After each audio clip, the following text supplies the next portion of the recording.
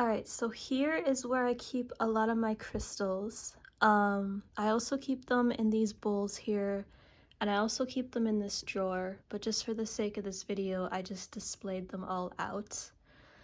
So I'll just go through this. This is actually a little spice cabinet that I decided to just use for my crystals, which is pretty cool. So here they are. I decided I wanted to kind of keep a lot of my raw crystals in here, just to kind of, preserve them and kind of protect them. This right here is one of those break your own geodes, so we've got some really pretty like clear quartz sort of stuff going on here. Right here I have some aquamarine, and right here I have some amethyst. This was actually one of my first crystals I ever owned. It was gifted to me by a healer I used to see. And down here I have another geode that just kind of showed up in my life. I have no idea where it came from, but it's got kind of these blues in there, which is really pretty. This right here is a celestite, which is absolutely gorgeous. I love celestite, and I know it's very good for sleep. I personally haven't used it yet for sleep and putting it by my bedside, but right now I just decided to display it. Over here we have some more aquamarine. So you can see they kind of come in slightly different shades. I've never done a video before, so I feel so awkward doing this, sorry. Alright, so down here, we've got some optical calcite, lepidolite, which I honestly was very confused because I've seen lepidolite being very purple, but you kind of can't really tell unless in certain lighting you can see the purple shines in there. But this is actually extremely good for anxiety. I personally have not worked with it yet, but I've heard that it's kind of top-notch when it comes to that. This right here is blue aragonite, and I actually don't know too much about this crystal, but I think it's very higher dimensional in nature and does help with the higher chakras from what I understand. Right here we have just a rock from the lake that I picked up. I really like the lines in it. It's very pretty. And over here we actually have some euperlite rocks. So something that's really cool about these rocks, they were recently discovered a few years ago. Basically when you shine a UV flashlight, they glow. So the little specks will actually glow in a UV flashlight. And I think it has to do with the fact that there's sodalite inside of it. So yeah, you can like basically walk by them. They're in Lake Superior that they were found, but you can basically walk by them and they just look like a regular rock, but they're super cool when you shine one of those flashlights on them. So yeah, I just have those displayed here. I don't think that's a euperlite rock. I think that is just a general like river lake rock. But yeah, I like to collect a lot of those too. So that's that. Alright, so here are pretty much the rest of my crystals. Just kind of wanted to lay them out by color. They look really pretty like this. But over here I have a lot of just general lake rocks and fossils that I found at the beach. And I love fossils so much, but I won't really go into those. I'll just go into these.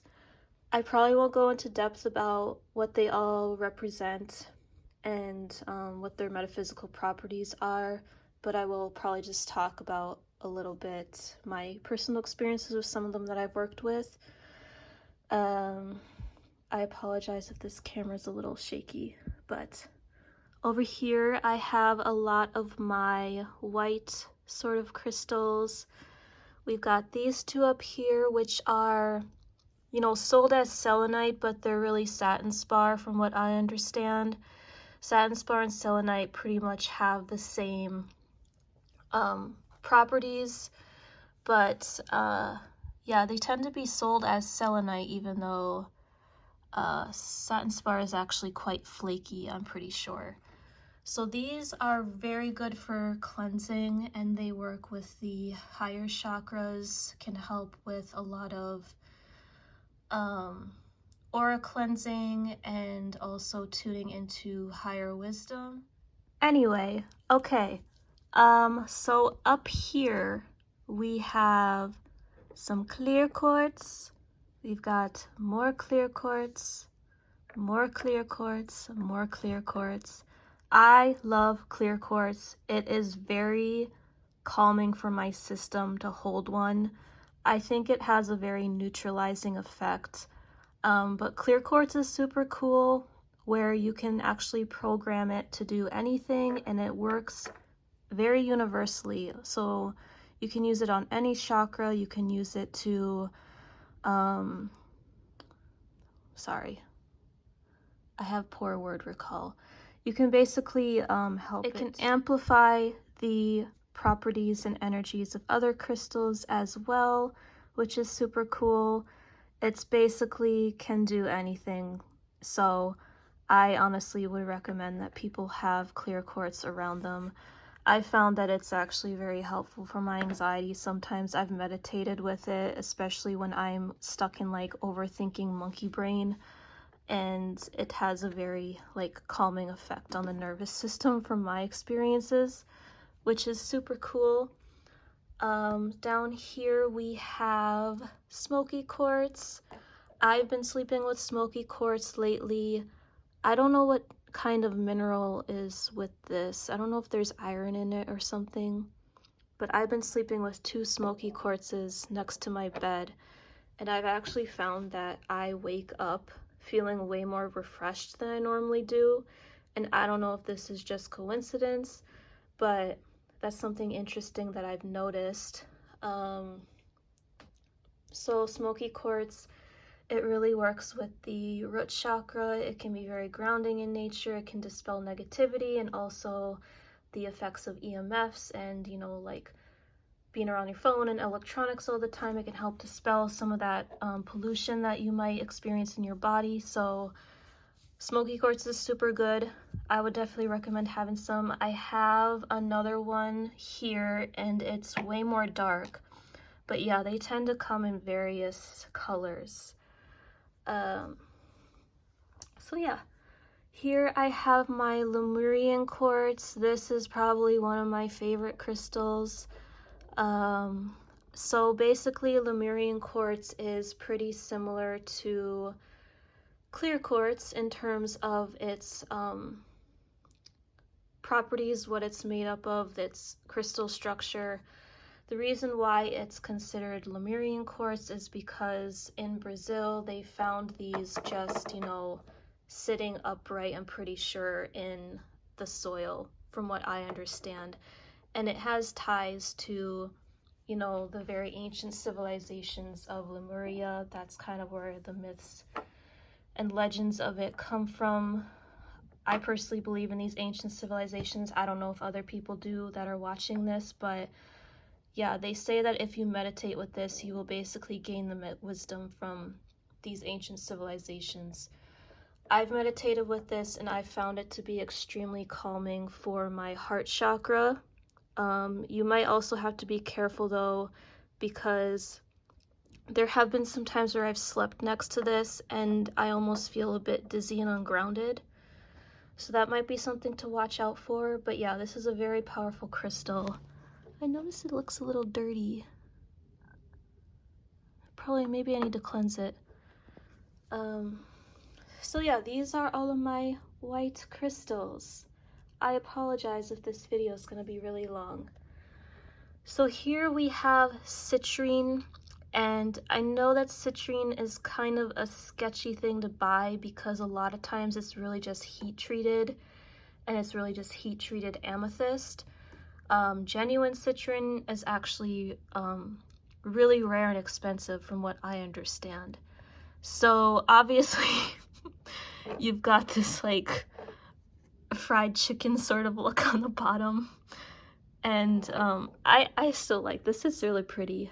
Maybe this is like some genuine citrine for all I know, but yeah, I have this, and I've only worked with it once. I know that citrine is meant to be kind of for the solar plexus chakra, but I felt my throat chakra going crazy when I meditated with it. So I don't really know what that's about. I actually don't know a whole lot about citrine. I just know, like I said, it's good for the solar plexus, and it also helps with abundance. Oh, why am I shaking? Okay. Um, here we have another one that looks very lemony in color. This could be dyed for all I know. I don't really know a lot about citrine, like I said, but I know it's kind of like a big debate, like, oh, people buy these, you know, clusters that look like amethyst, they're yellow, and no, it's not actually citrine, it's just like amethyst that's burnt. So I don't know. All right, so here in this area we have some rose quartz. Rose quartz is probably one of the first crystals that I've worked with. It is extremely, extremely gentle. It is a really, really good beginner stone. It doesn't really cause, you know, any healing crisis in the body or any sort of, you know, very emotional catharsis that's very intense. It's just kind of a good companion to have. Very good for the heart chakra, very soothing for anxiety and grief and any sort of, you know, conditions of the heart. So it is like a good little companion to have around, and I know I went through some phases in my life where I really needed to have this crystal around me. So this kind of looks like a darker pink color compared to other rose quartzes that I've seen. I know this is a raw one. I don't know if rose quartz must be dyed, because really is it just clear quartz? I have to do more research on that. But so here we have some aquamarine, similar to up here, but it's just the tumbled version of it.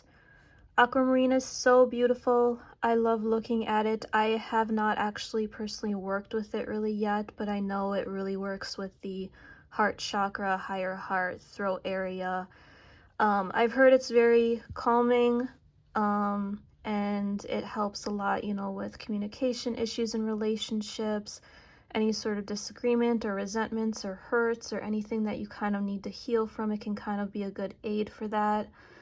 I personally get very Atlantean vibes from aquamarine. It kind of, I don't know, maybe I'm crazy, but I kind of sense that energy from it, and I wonder if there is some, you know, legends associated with that period of time in aquamarine. But yeah, very, very calming stone to have around. I kind of feel like it has quite a gentle energy similar to rose quartz. So yeah. Here we have the lovely malachite. So malachite was one of the first stones that I worked with apart from rose quartz, and I actually had a negative experience with it. It was very intense. First of all, I did not cleanse it beforehand, and I was very unknowledgeable about, you know, working with crystals back then, but I basically meditated with it over my heart chakra, and I think I was also maybe listening to some binaural beats at the same time, so that was just like a double intensity to my system. But basically what ended up with malachite was it created like so strong of physical sensations, especially in my heart area, that I literally thought I was going to have a heart attack. It also set off a lot of crying, and I ended up needing to be outside the rest of the day to center myself. So malachite is, you know, it's not a beginner stone in my opinion. It is quite intense and transformational. Maybe not so much as moldavite, but definitely is more of like an intermediate expert sort of stone when it comes to crystal healing. So yeah, I just wanted to put that out there. It is absolutely beautiful though. You can honestly just have it on your shelf too, just to look at. And I know there's some really beautiful bigger pieces out there. But yeah, that's my experience with malachite. Let me know if anyone else has had some very weird experiences with it. I personally have not worked with it ever since then. I don't think I'm quite ready for that energy again. I honestly need something that's a bit more gentle on the system, but that's just me. So yeah, up here we have something that I'm pretty sure is chevron amethyst. I also debated on whether it was fluorite because I know fluorite can kind of look like this as well, but it is super beautiful. I love looking at it. I personally have not worked with it, so I'm not really sure what kind of effect it has, but just something that I love having in my collection. So down here we have rhyolite, which is rainforest jasper. I love jaspers. They are so beautiful, and I actually don't know a lot about this. I recently got it as a gift from someone, and it is quite beautiful. I love looking at it. I think it is meant to help during times of transition in your life, and that is definitely something I need right now. But yeah, it is got all of these various colors in it. It's got some greens, some browns, some whites. If anyone has ever had any experiences with it, just let me know. So here we're getting more into the lower chakra crystals apart from my angelite and celestite. But here we have some obsidian. So obsidian I have only worked with once, and like with malachite, it is actually quite more of an intense stone. So obsidian is known to be very protective in nature, and the reason why that is because it's meant to reflect back to you the things that you need to work on within yourself.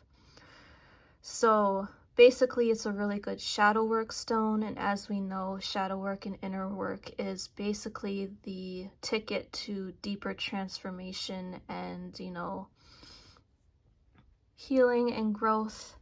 So I honestly, one of the things that obsidian was reflecting back to me was some like really deep possessiveness, and I kept getting like this really creepy energy from it, and it's possible that it needed to be cleansed a bit more, but I definitely see it as a stone of working with your inner demons. So like with malachite, it's something that you kind of have to be ready for. So that is something that I've personally experienced with it. Up here we have smoky quartz, which I kind of talked about over here, just a darker version of it. Here we have one of my favorite crystals. It is sardonyx. I hope I'm pronouncing that right, but it is, it is so beautiful. I love it so much.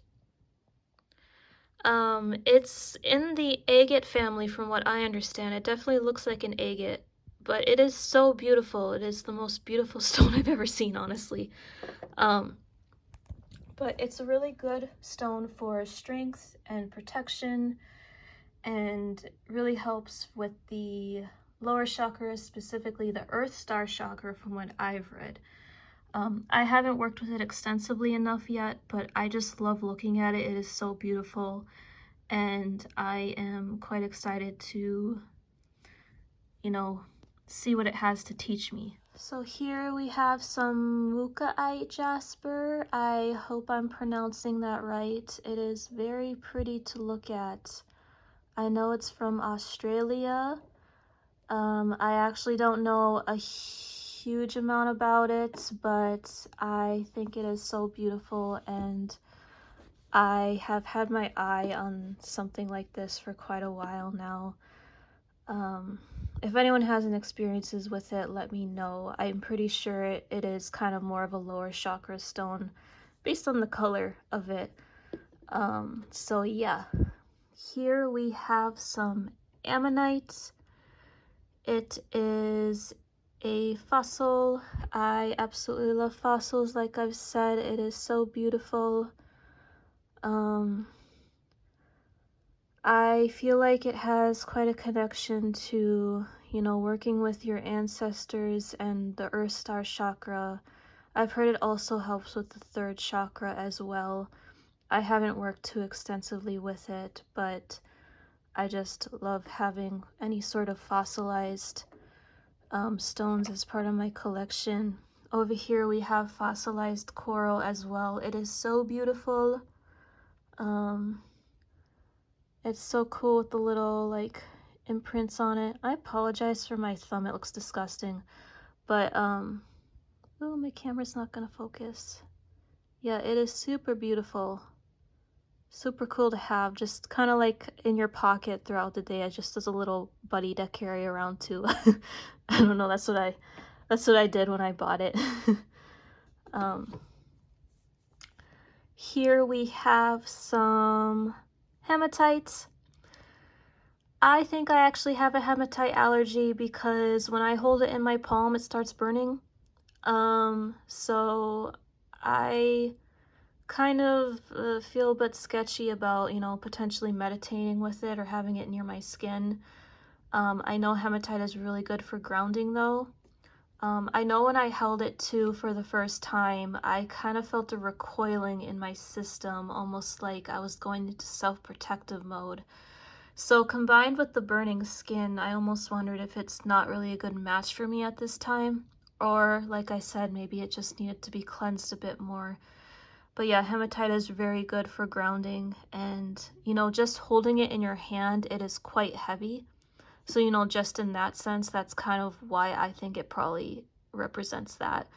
But yeah, I don't know about its other properties, but the reason why I bought 2 of them is because I've been wanting to do some body layouts. I think with hematite, you can kind of put it in your aura, in the lower areas of your body. You don't necessarily need to put it on your body.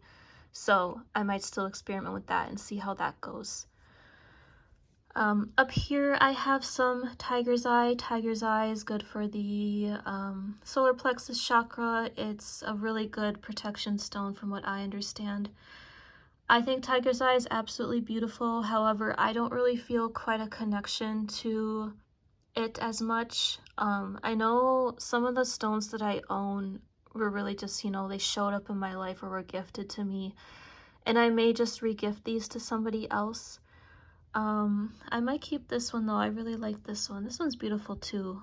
But yeah, I know tiger's eye is a pretty popular stone, and obviously it's really good for a lot of things like courage and protection and strength and a lot of those things. But yeah, I personally don't feel called to work with it right now in my life. I might still keep it around. This here I have bloodstone. You kind of can't really tell what it looks like. It's a bit more on the darker side. But bloodstone is really good for the root chakra, and it also helps a lot with, you know, blood disorders, anemia. I think it can help with the general health of your cells and body, so it's kind of good to have around. I personally haven't really worked with it extensively, so I can't say for certain like how it's affected me. I feel like I'm saying this about a lot of the stones I own. I personally am much more taking a gentle approach to crystal healing because it can be a little bit intense, like I've, you know, mentioned before with some of these stones that I've worked with, and I kind of just want to really, you know, like integrate the things that I've been experiencing and just really ease my way into things because that's just kind of how I am as a person. So yeah, here is kind of the last of my crystals. We have rhodonite here. Rhodonite is kind of like with tiger's eye where I don't feel a huge connection with it. It was gifted to me. It was part of a crystal set that I got. It is really good for the heart chakra, so I think it is something that's worth keeping around because I personally like working with the heart chakra a lot. It's one of the chakras that I feel the most connected to. So rhodonite is different than rhodochrosite because rhodonite has these darker blacks in it. This one looks quite dark in nature in general. but it could also be because of my crappy lighting. Um, but anyway, yeah, that's rhodonite. This is sunstone. Sunstone I purchased because I want to use it for some body layouts that I have. Really good for the solar plexus and the sacral chakra. Like the name, it kind of, you know, helps with negative thinking and, you know, any of the qualities that you might want to work with in regards to those two chakras, it can help with, and kind of brings a more sunny outlook to life. But I will let you guys know if I have any experiences with it. I have not really done many body layouts yet. Here we have red jasper. Red jasper is good for the root chakra.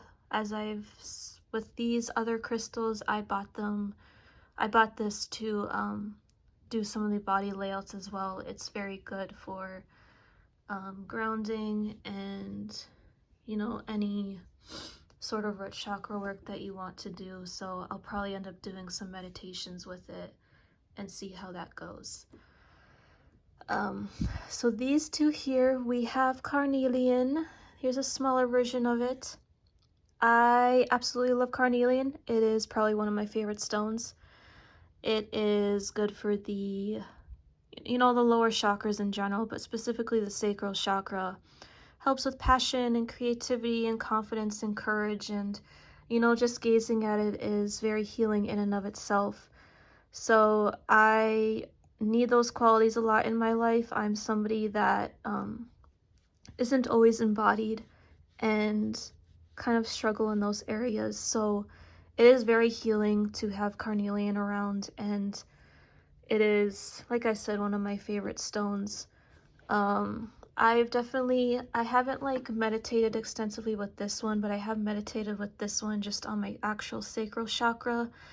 And I have noticed, even like sleeping next to it, that it does help with motivation and, you know, creative ideas and stuff like that. I did notice an influx of that. And, you know, of course, maybe it could be the placebo effect, but just looking at it is very energizing, obviously, because of these rich oranges and reds, and it's so juicy.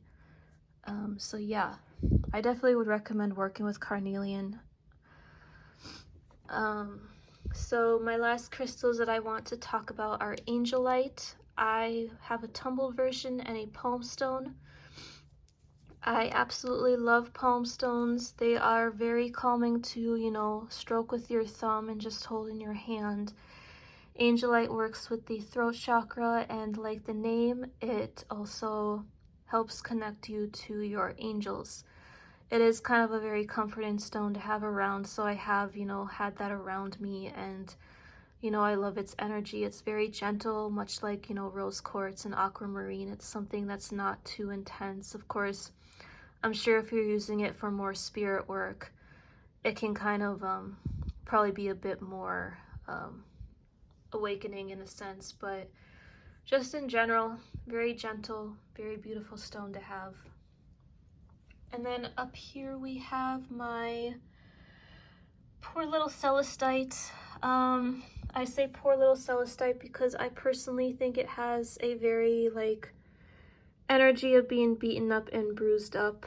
I didn't know this at the time, but I know that from what I've read, you really shouldn't like tumble celestite because of how gentle and delicate it is. So this just feels like, it kind of feels like a dog that's been, you know, left at the pound. And I feel so bad for it. So this is just something that needs some extra care. I don't know, this is just the energy that I get from it. But yeah, celestite, like I said, with the other one, it's just very good for sleep and contacting higher guides and angels and spirit guides, and works with the higher chakras. So it's a good one to have if you want to work with those energies. I don't know why my camera is doing that. I apologize. So yeah, this is it basically. I hope this video was informative. I feel super freaking awkward doing a video, so this is my first one, so please be nice. Yeah, I'll talk to you guys later. Thank you for watching.